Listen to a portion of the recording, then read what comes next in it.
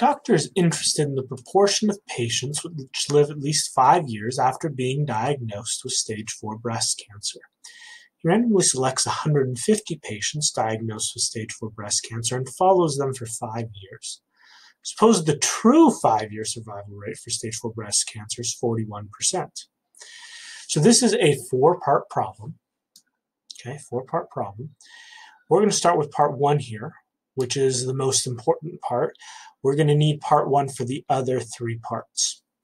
So the first thing we want to know is how are the collection of all sample proportions of samples of size 150 distributed? How are the sample proportions distributed? This is basically asking, according to the central limit theorem, what's going on? Okay, so we're going to be using the central limit theorem, but we're using the central limit theorem for proportions, right? So the central limit theorem for proportions says, okay, if we look at several samples and we look to their proportions, the proportions are normally distributed with mean, we'll call it mu p prime, and standard deviation sigma p prime, where mu p prime is the population proportion, p, okay? And sigma p prime, the standard deviation of sample proportions, is the square root of p times 1 minus p over n. And all of that's under the square root, okay? So the very first thing we need to identify, if we're going to find these 2 pieces, right? Notice those 2 pieces are what we need here, right? That's what we need here and here. We want it normally distributed, and so we're going to have to find the mean and the standard deviation. So to find that, we're going to need to know these pieces here. So we'll need to know the p and we'll need to know the n. And those are pretty easy to find. We're told that in the problem statement. We are told that p is, suppose the true 5-year survival rate for stage 4 breast cancer is 41%. Okay, so that's the true population proportion. Okay, so as a decimal, that's 0.41. Whenever we're doing math with these proportions, we don't want them as a percent, we want them as a decimal. And then we also need n, the size of the sample we're looking at. Size of the sample we're looking at is right here. He randomly selects 150 patients. So mu p prime, that first component, is 0.41, as we can see. It's just the population proportion. And then we'll have to work a little bit harder to find how the sample proportions are distributed, finding the standard deviation of that distribution. Okay, we got to use this formula here, this one right here. So in this case, we know that we have the pieces we need. So what we're going to do is we're just going to take the square root of our p, 0.41, times 1 minus that p, 0.41, divided by the sample size of 150. And I'm going to take the square root of all of that. So let's go to the notebook so we could do that. So sigma p prime. It's always good to name your variable something that's easy to recognize. So sigma p prime, I can look at that and I immediately know that this is the standard deviation for my sample proportions, okay, for the distribution of my sample proportions. So I'm going to take my p, which was 0.41, multiply it by 1 minus p, so 1 minus 0.41, and then I divide it all by my n of 150, and I want to take the square root of all that. So I'm going to go back to the beginning here and type SQRT for square root, and put all of it in parentheses, so that I'm taking the square root of all of it. Okay, and let me type it one more time, that way it'll actually print out once we're done. Take a moment here to start out. There we go. There it is. that is the standard deviation of the distribution of my sample proportion. So let's copy that, and let's go here.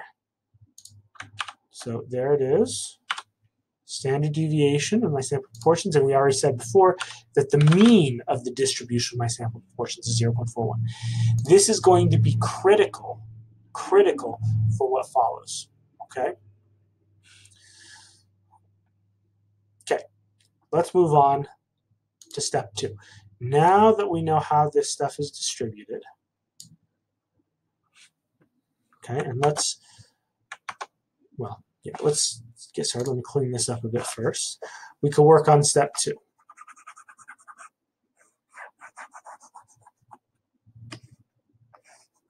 Okay, step 2. What is the probability that fewer than 33% of the patients studied survive for at least 5 years?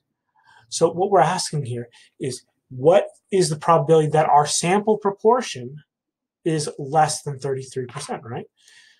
We want to know, for part 2 here, what is the probability that our sample proportion we indicate with P prime, and we want to know if that probability was the probability that fewer than 33%, that sample proportion is less than 33%.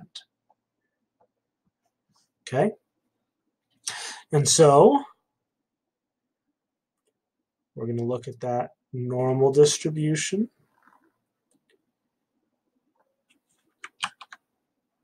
Okay? And we want to know the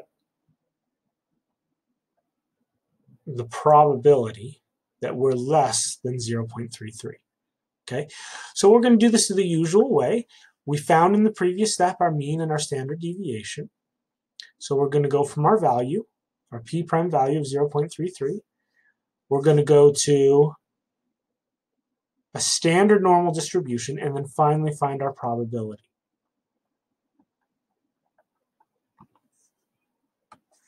So I do this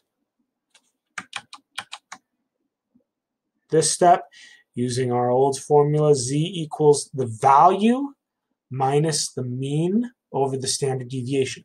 But this time, we indicate our value with a p prime instead of an x. The mean is mu sub p prime, and the standard deviation is sigma sub p prime.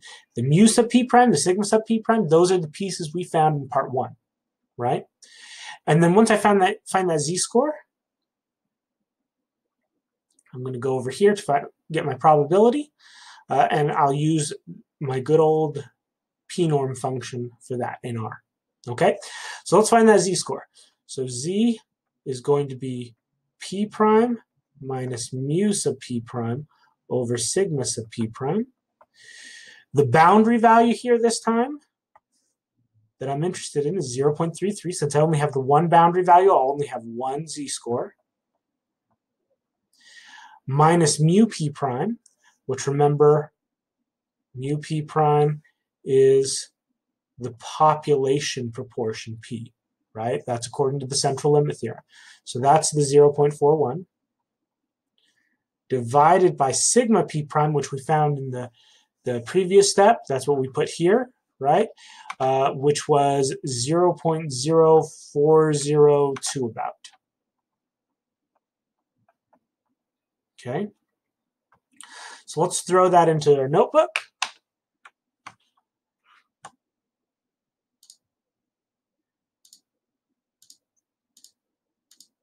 So I'm going to have 0.33 minus 0.41 divided by, and rather than just getting a few of these decimals, you could either copy and paste the whole thing, or better yet, notice we stored it in a variable. Let's use it. Sigma sub p prime.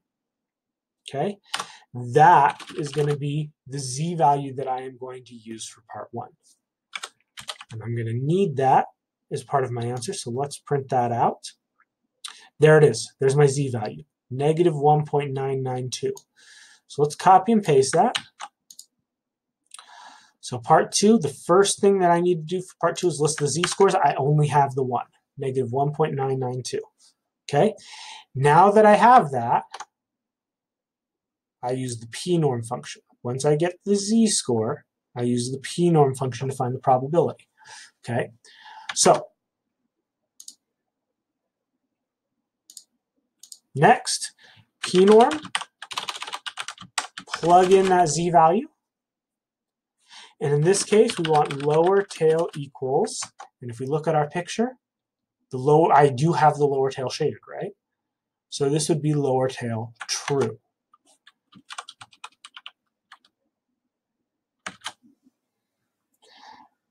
And there it is. There's my probability. Okay? So that means there is a 0.023178 chance, or about a 2.3% chance, that fewer than 33% of the patients studied survived for at least 5 years. Okay, so that is if the population proportion is actually 0.41, is actually 41%, then there's about a 2.3% chance that we get a sample of 150 people where fewer than 33% of the patients survived. Okay. Okay, part 3. Part 3 is just like part 2, so I'm going to move a little faster. What is the probability that more than 43% of the patients studied survived for at least 5 years? Okay.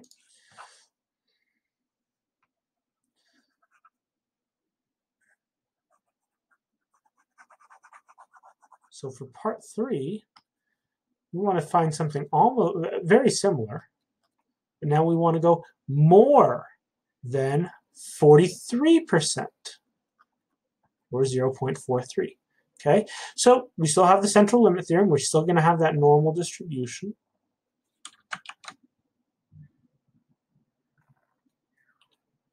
And the mean from part 1, we know 0.41. And so we want to know what's the probability, or what's the area under the curve to the right of 0.43. Okay, so we need to first find the z-score, right? And to find that z-score, we use the formula z equals p prime minus mu sub p prime over sigma sub p prime. But this time our boundary value, our p prime that we're using, is 0.43. So I'll plug in 0.43 minus 0.41 over sigma sub p prime, which is about, let me scroll up so I can see it, still right here, right? So it's about 0.0402. So I'm going to plug that into my notebook.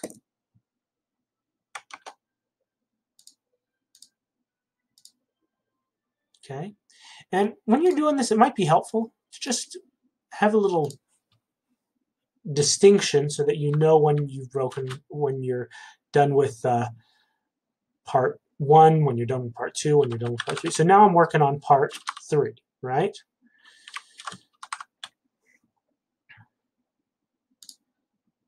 So that's real clear.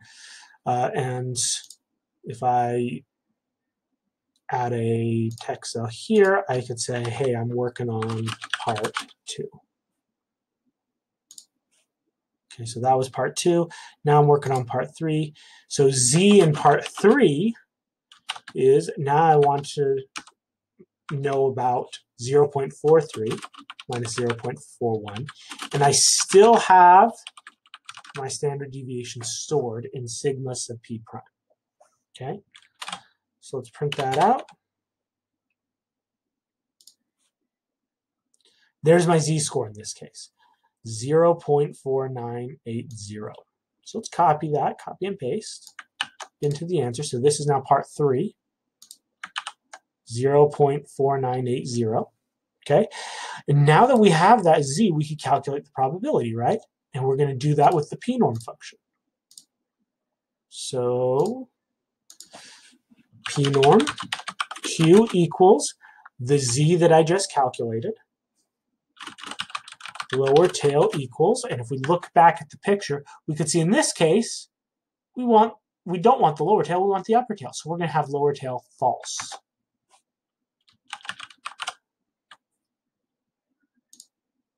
And so that is what we get for part 3. That's probability. So there is a almost 31% chance, okay, 0.309, almost 31% chance that more than 43% of patients studied survive for at least 5 years.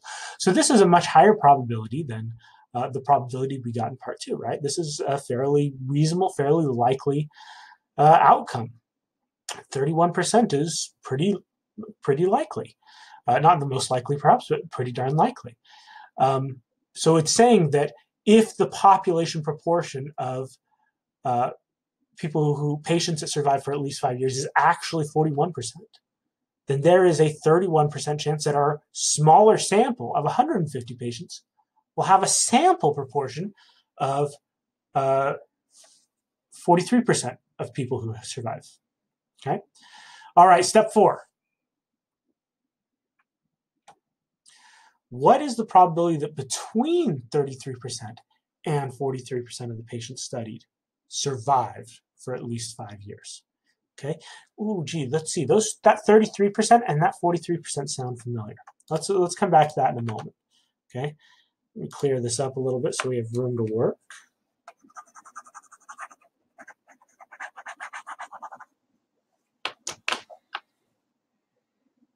There we go. Okay, part 4. What is the probability that between 33% and 43% of the patients studied survived for at least 5 years? Okay, so now we want to know what's the probability that that sample proportion P prime is between 33% and 43%. Okay, so we're going to do the same thing we have been doing, but now we have 2 boundary values, right? So we will need 2 z-scores, one for each. The thing is, though, these z-scores, they look awfully familiar. They're actually, these boundary values look awfully familiar. They're actually the values that we used before, right? Part 2 is 33%. Part 3, we use 43%. Those z-scores don't change. Okay, so those z-scores are going to be the z-scores we need for part 4. This time, though, we'll have 2 of them, right? So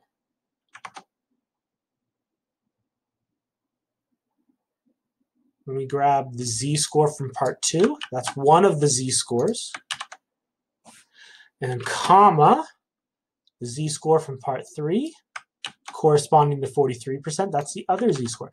If you want to, you can recalculate it, but it doesn't make a whole lot of sense to redo that work, right?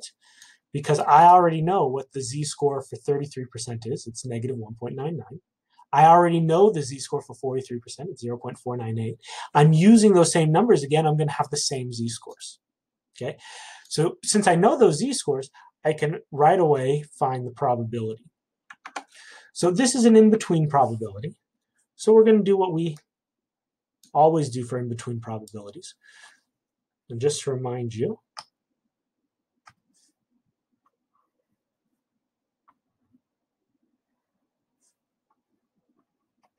we want between 0.33 and 0.43. We want this area. Okay, so the way we do that is we calculate the area to the left of the bigger number. So to the left, in this case, of 0.43. We're going to take all of that area to the left. So that'd be lower tail true. And then we subtract the extra. So in this case, the extra is anything to the left of 0.33, right? I want everything to the right of 0.33 and to the left of 0.43. But here, when I'm finding everything to the left of 0.43, I'm also finding too much, right? So I need to subtract that extra. So I'm going to subtract everything to the left of 0.33. Okay, so both of these will be lower tail true, right? Because both of them has the lower tail shaded. So I have everything I want and then some, and then I subtract the excess. Okay? So I'm going to do that, but I'm doing it with z-scores.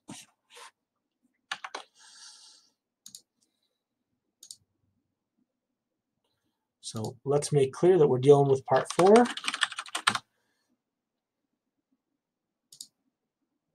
So now I'll have P norm, Q equals. Now up here, I need to be a little bit careful. So I want to have the z-score for 0.43. Now I stored that in z, but I also stored the z-score for 0.33 in z.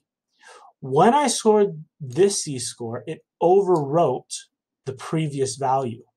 So right now, this z is the z-score for 0.43. But to avoid confusion, I think right now I'm just going to copy and paste the z-score.